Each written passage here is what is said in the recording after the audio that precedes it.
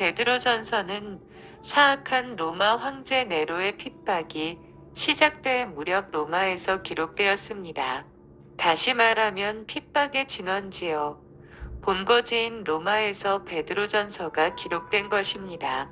그 당시 성도들이 직면하고 있던 불같은 시련과 고난을 기초하여 권면의 메시지를 전해주고 있습니다.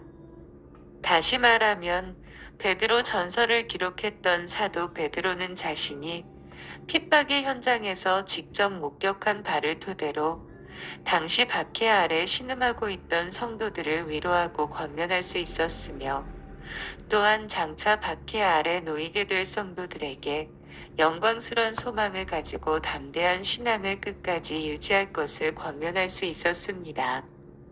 그런데 문제는 베드로전서의 수신자들이 당하고 있던 고난의 정도가 너무도 커서 성도 개개인의 몸으로서는 도무지 감내하기 힘든 처지에 이르렀다는 사실입니다.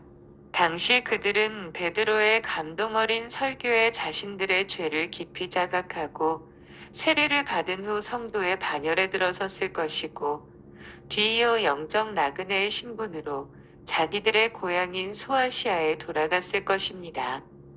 그리고 그 후부터 오순절의 체험을 기반으로 거룩하고 경건한 신앙생활을 계속해 나갔을 것이 분명합니다. 그러나 세상은 영적 나그네로 살아가던 그들에게 평안하고 안정된 신앙생활을 하도록 내버려 두지만은 않았습니다. 세상은 흩어진 나그네들, 곧 이방 땅 곳곳에 거하며 하나님을 신앙하던 성도들에게 인격적으로 심한 모욕과 육체적으로 참아내기 힘든 핍박을 가해왔습니다. 그 같은 핍박자들 가운데 가장 열렬했던 자들이 있다면 그들은 여전히 율법의 종노릇하던 유대교도들이었다고 할 것입니다. 유대교도들은 그리스도를 율법의 파기자여 신성 모독자로 매도했으며, 그리스도를 좇는 성도들을 불법한 무리로 규정하고서 성도들이 머무는 곳마다 쫓아가서 성도들을 괴롭히고 돌로 치며 죽이려까지 했습니다. 이와 더불어 AD 64년에 발생했던 로마 대화제 사건을 전후하여 로마 당국은 조직적이고 집요하게 성도들을 잔해했습니다. 즉 로마 당국은 성도들을 단순히 투옥시키는 정도가 아니라 굶주린 사자의 먹이가 되게 하고, 십자가형이나 참수형으로 죽이는가 하면 몸에 기름을 발라 인간 횃불로 사용하기도 했습니다. 어디 그뿐입니까? 그들은 성도들을 원형극장으로 끌어내어 수많은 사람들의 조롱거리가 되게 하며 굶주린 짐승과 함께 살인극을 펼치게도 했습니다. 이처럼 세상으로부터 처절히 모욕당하고 배척당하던 당시 성도들은 자연 심적으로 위축되고 늘 불안과 두려움에 떨지 않을 수 없었을 것입니다. 이에 사도 베드로는 흩어진 성도들의 영적 지도자로서 그들의 여리고 상처받은 마음을 위로하고 새로운 용기와 소망을 제공할 필요성을 느끼게 됩니다. 그러한 맥락에서 사도 베드로는 성도들이 비록 현실적으로는 무시당하고 핍박받아 불행한 존재 같으나 그들은 분명 그리스도께서 친히 몸을 버려 세우신 거룩한 교회의 영광스런 일원임을 일깨우고자 합니다. 즉 베드로는 성도들로 하여금 비록 자신들이 세상에서 거절당한 존재였을지 모르지만 하나님께는 존귀함 받는 보배로운 존재들임을 직시하도록 가르친 것입니다. 그러면 이제 사도 베드로가 가르치고 있는 바 성도의 공동체 곧 교회가 지닌 영광스러움과 존귀함에 관해 살펴보기로 하겠습니다. 그리하여 우리 성도들이 비록 겉으로 보기에는 미미한 존재 같으나 실은 이 세상과 이 역사의 진정한 주역이라는 사실을 다시 한번 확인하고 영적으로 큰 자긍심과 담대함을 가지도록 해야 하겠습니다. 교회는 그리스도를 기초석으로 하여 세워졌습니다. 사도 베드로는 당시 세상으로부터 조롱과 무시를 당하여 이 땅에서 마치 나그네처럼 살아가야만 했던 사랑하는 성도들을 위로하고 용기를 주기 위해 그들이 지닌 무한한 영적 특권과 축복에 관해 가르치게 됩니다. 그리하여 그 무엇보다 성도들의 거룩한 공동체인 교회의 연원에 관해 밝히고 있습니다. 베드로가 가르치는 바를 요약하면 다음과 같습니다. 예수 그리스도는 신령한 집의 산돌이시요 시온 거룩한 백성의 나라에 있는 모퉁이 돌이요 새 성전에 있는 모퉁이의 머릿돌이 되신다. 성도는 바로 그 신령한 돌과 하나 된 존재요. 그 산돌이신 그리스도를 토대로 세워진 신령한 집이다. 그렇습니다. 이 지상에 존재하는 모든 교회는 바로 만주의 주시오 만왕의 왕이신 그리스도를 그 기초로 하는 신령한 집이요 복된 공동체입니다. 그러면 여기서 베드로가 소개한 내용을 근거로 하여 우리 교회의 영원한 기초석 되신 그리스도에 관해 몇 가지 살펴보고 은혜를 얻도록 합시다. 첫째, 예수 그리스도는 사람에게는 버린 바가 되었으나 하나님께는 택하심을 입은 보배로운 산돌이라고 했습니다. 실로 그리스도는 스스로 탁월한 건축자들이라 우쭐대던 유대 율법주의자들에게 버림받으셨습니다. 하지만 영광의 하나님께는 택하신 바 되어 교회의 든든한 기초석이 되셨습니다. 물론 베드로의 이 같은 사상은 시편 118편 22절에 언급된 건축자의 버린 돌이 집 모퉁이의 머릿돌이 되셨나니라는 말씀에서 그 출처를 찾을 수 있습니다. 그렇다면 돌은 원래 생명이 없는 무생물인데 어찌하여 산돌이라 말할 수 있었겠습니까? 그것은 곧 돌로 비유된 그리스도 예수께서 영원한 생명의 근원지요. 그 생명의 공급자가 되시기 때문입니다. 즉 그리스도는 당신의 생명을 들여 십자가에서 보배로운 피를 흘리심으로써 모든 죽어있는 영혼들에게 생명을 공급하셨고 특별히 무덤에서 사흘 만에 사망 권세를 깨고 부활하심으로써 모든 인류에게 영원한 생명과 부활의 소망을 주셨던 것입니다. 진정 그리스도는 죽음이 상존하는 광야 같은 이 세상에 생명의 물을 공급하시는 반석 곧 산돌이 되십니다. 따라서 이 산돌을 기초석으로 하여 세워진 교회는 누구나 할 것 없이 영원한 생명의 은총을 누리게 됩니다. 다시 말하면 세상의 온갖 핍박과 심지어 죽음의 채찍에도 굴하지 않고 그리스도께 나아와 생명의 공급을 받는 자는 영원히 죽지 않고 사는 은택을 얻게 됩니다. 더욱이 이렇게 생명의 근원이신 그리스도께 나아와 생명의 은택을 누리게 된 자는 다른 성도들과 함께 연결되어 신령한 집으로 세워집니다. 이는 단지 무생물인 돌 위에 지은 이방 우상의 신전이나 혹은 비록 웅장한 자태를 자랑했으나 적군의 침입으로 결국 무너져 내린 예루살렘의 석조 성전과는 달리 항상 하나님의 영이 거하시는 신령한 처소요. 언제까지도 그 생명의 기운이 쇠하지 않는 영원한 생명의 보금자리입니다. 정녕 모든 세대, 모든 지역에 흩어져 신앙생활하는 성도들, 곧 교회는 바로 이 생명을 소유한 복된 신분입니다.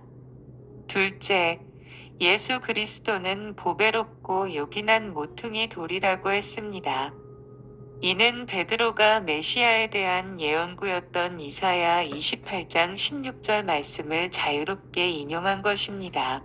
이사야 선지자가 이 예언을 할 당시의 상황은 남왕국 유다가 막강한 군사력을 지닌 아수르에게 침탈당할 위기에 놓여 있던 때였습니다. 이때 유다 정권은 위기 극복을 위해 애국과 동맹을 맺고자 시도했습니다. 이에 이사야는 오직 신앙의 힘으로 그 상황을 극복토록 권하면서 시온 산 위 성전에 거하시는 여호와를 신뢰토록 했습니다. 그리고 장차 임할 메시아를 의뢰하는 자는 어떤 수치도 당하지 않을 것이라 예언했던 것입니다. 어쨌든 여기 모퉁이 돌은 유대 건축 양식에 따를 것 같으면 건물 밑둥에 든든히 자리 잡고 건물의 전체를 떠받치고 있는 일종의 초석으로서 비록 눈으로 보기에는 하찮을지 모르나 눈으로 볼 수 있는 웅장한 건물 전체를 든든히 받쳐주는 중요한 역할을 하는 돌입니다. 진정 그리스도는 눈으로 보이는 거룩한 공동체인 교회에 보이지 않는 기초석이요 모퉁이 돌이 되십니다. 정녕 이 든든한 모퉁이 돌 위에 세워진 교회는 세상으로부터 어떤 박해를 받는다 하더라도 결코 무너지지 않고 영영이 견고한 자태로 서 있을 것입니다. 셋째, 예수 그리스도는 모퉁이의 머릿돌이라고 했습니다. 실로 자칭 탁월한 건축자라 자부하던 유대 교권주의자들과 유대인들은 그리스도의 신성을 부인하고 그분을 거부함으로써 그리스도는 부딪히는 돌, 곧 거기에 부딪히는 자들을 상하게 하는 길가에 나온 돌뿌리와 거치는 반석, 곧 사람들의 왕래를 방해하는 길 가운데 돌이 되었습니다. 그렇습니다. 자기 의와 자기 교만으로 가득 찬 인간들은 자기를 부인해야 질 수 있는 십자가와 주님의 말씀에 순종치 않았을 뿐 아니라 또 적극적으로 배척하기까지 함으로써 넘어지고 또 넘어졌습니다. 그러나 자기를 부인하고 그리스도를 전적으로 의뢰하는 자들에게 그리스도는 그들에게 구원과 생명을 주시는 유일한 증표요 근거로서 머릿돌이 되셨습니다. 다시 말하면 불신자들이 가장 하찮은 존재로 보았던 그리스도는 믿는 성도들에게 있어서만은 건물의 가장 기묘하며 얼굴과 같은 모퉁이의 머릿돌로 여겨졌던 것입니다. 실로 믿는 자에게 있어 그리스도는 가장 보배롭고 가장 존귀한 분이십니다. 한편 하나님께서 이처럼 그리스도를 심판해 준 것 곧 불신자들에게 부딪히는 돌, 거치는 반석, 요 상급의 중표 곧 신자들에게 보배로 세우신 것과 같이 그리스도께서는 우리 믿는 성도들을 당신의 가장 존귀한 자로 삼으시고 당신의 영광에 참여케 하실 것입니다. 따라서 성도들은 이 세상 가운데서 가장 큰 영광과 복을 소유한 자라 할 수 있습니다. 교회는 영광의 신분을 지닌 자들의 거룩한 공동체입니다. 구원받은 성도는 과연 어떤 자라 표현할 수 있겠습니까? 사실 우리 성도들은 구원받기 전까지 죄와 허물 아래 신음하던 자요 하나님의 저주를 받은 자들로서 하나님의 긍휼을 받아 하나님의 백성이라 불려지기에 심히 부족한 상태였습니다. 그러나 옛날 호세아 선지자의 예언처럼 이제는 그리스도의 보배 피로써 죄 씻음 받고 긍휼을 입어 하나님의 친 백성이 된 자들입니다. 한편 이처럼 하나님께서 친히 죄악과 사망의 어두운 데 있던 우리를 끄집어 내시어 생명과 진리의 빛에 들어가게 하신 우리 성도들에 관해 사도 베드로는 다음과 같은 영광스런 신분을 소유한 자들이라 일깨워주고 있습니다. 첫째, 택하신 족속이라 했습니다. 즉 성도는 하나님의 기쁘신 뜻과 주권적인 의지로 선택받은 민족이라는 것입니다. 이는 성도가 하나님과 특별한 언약 관계, 하나님은 성도들의 주가 되시고 성도들은 하나님의 친백성이 된다는 내용의 언약에 놓였음을 시사해 줍니다. 그렇습니다. 하나님은 당신의 독생자 예수를 십자가에 내어주시는 크나큰 희생을 감수하시면서 죄와 허물로 죽어있던 우리를 무조건 구원하시고 선택하셔서 영원한 당신의 백성이 되게 하셨습니다. 진정 구원받을 아무런 가치조차 없는 우리를 선택하신 하나님의 초월한 선택 의지에 다만 놀라고 찬양드릴 뿐입니다. 특별히 이 택하신 족속이라는 표현 속에는 하나님께서 우리 성도에게 향하신 거룩한 뜻이 내포되어 있음을 볼 수 있습니다. 첫째, 하나님은 성도들에게 세상이 누리지 못하는 특권을 주시기 위해 부르셨습니다. 즉 택함 받은 성도는 만유보다 크신 하나님과 영원히 교제하며 그분의 사랑의 대상이 되는 특권을 가지게 된 것입니다. 둘째, 하나님은 성도들에게 순종토록 부르셨습니다. 사실 순종은 하나님과 성도 상호 간의 가장 조화로운 교제 방법입니다. 성도는 하나님의 순종하는 자녀여 하나님이 기뻐하시는 것만을 하기로 부름받은 자로서 결코 자행자지해서는 안 됩니다. 셋째, 하나님은 헌신 봉사를 받으실 목적으로 성도들을 선택하셨습니다. 사실 성도에게 있어 하나님의 거룩한 사역에 동참하는 것만큼 영광스럽고 복된 일이 또 어디 있겠습니까? 따라서 선택받은 주의 백성은 주의 종이요 주의 일꾼 되기를 즐겨해야 하겠습니다. 둘째, 왕 같은 제사장들이라 했습니다.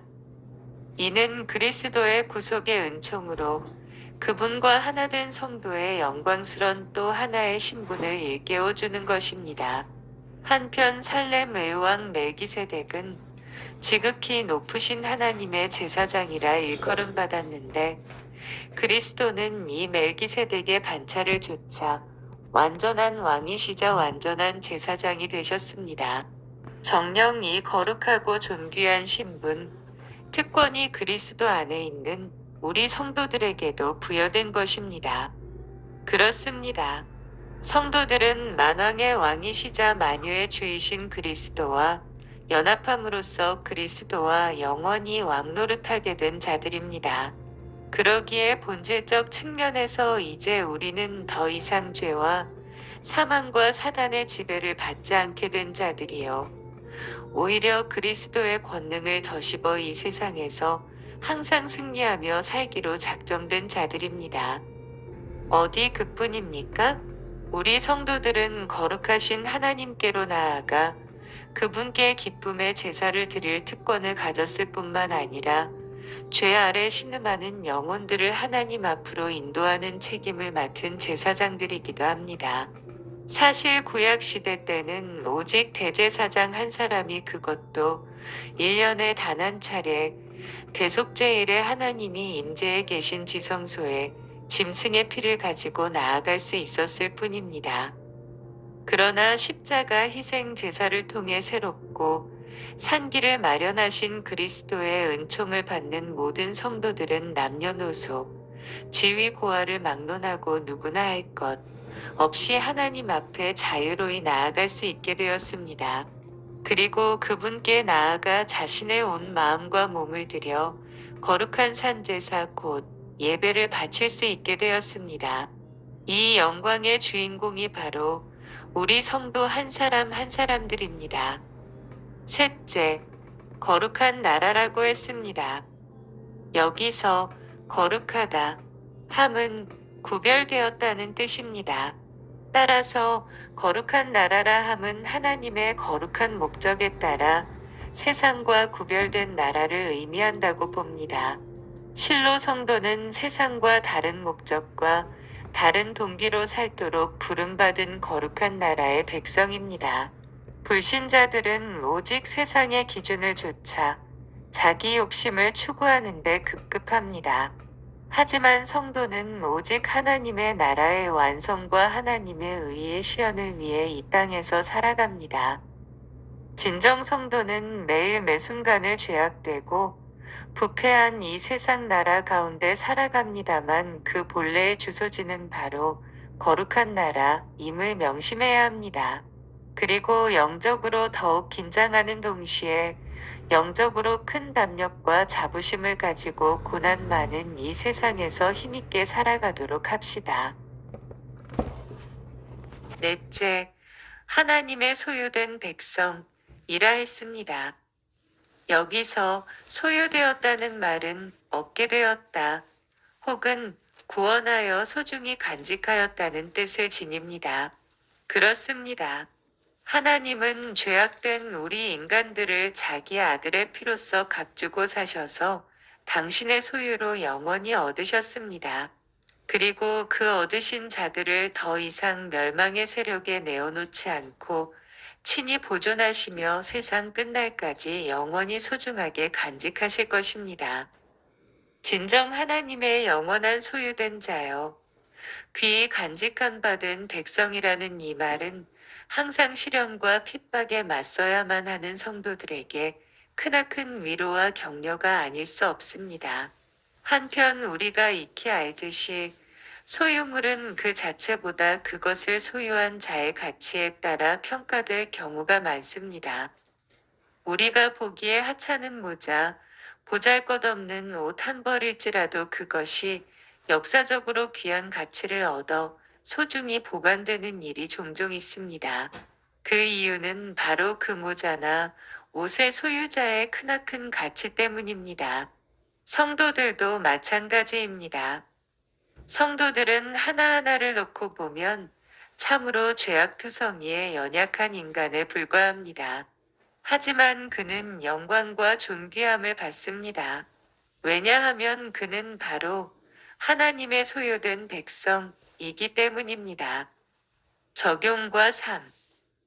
그렇다면 이와 같이 아무런 공로 없고 내세울 것 없는 우리 성도들을 하나님께서 택하신 족속이요, 왕같은 제사장들이요, 거룩한 나라요, 그의 소유된 백성으로 삼으신 근본 취지꽃, 궁극적인 목적은 무엇이겠습니까? 이에 관해 사도 베드로는 말합니다. 하나님의 아름다운 덕을 선전하게 하려는 것이다라고 말입니다. 그렇습니다.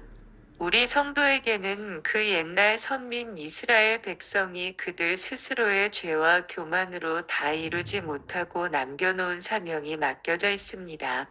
그것은 바로 우리를 억만 죄악에서 그리고 타락하고 어두운 세상에서 불러내어 당신의 영광의 빛에 참여케 하신 하나님의 초월한 덕을 만방에 선전하는 일입니다. 우리는 더 이상 세상의 핍박과 비난의 침통에 있거나 주눅이 들어 있어서는 안 됩니다. 오히려 우리는 영광스런 하나님의 친 백성으로서 죽어가는 세상의 문 영혼들을 불쌍히 여기며 그들을 안타까워할 수 있어야 합니다. 그리고 잃어버린 그들 영혼을 구원하시고 죄악 세상에서 당신의 이름이 높이 증거되기를 원하시는 하나님을 더 높이 찬양하며 더 넓게 증거해야 하겠습니다. 실로 우리 구원받은 성도들은 어두운 죄악 세상에서 불러내사 참 평안과 영원한 생명과 큰 기쁨이 넘치는 빛된 삶으로 인도해 내신 하나님께 날마다 감사와 찬송을 드려야 할 것입니다. 그리고 성도 개개인뿐 아니라 성도 공동체는 시마다 때마다 인류를 그 죄와 사망에서 구원해 주신 하나님의 탁월한 은덕을 자기가 속한 가정과 직장과 모임에서 널리 전해야 할 것입니다. 진정 증거하지 않는 입술은 하나님의 은혜를 모르는 입술이요, 증거하지 않는 교회는 살았으나 그 실상은 죽어있는 교회라는 사실을 정연코 잊지 말아야 하겠습니다. 아멘.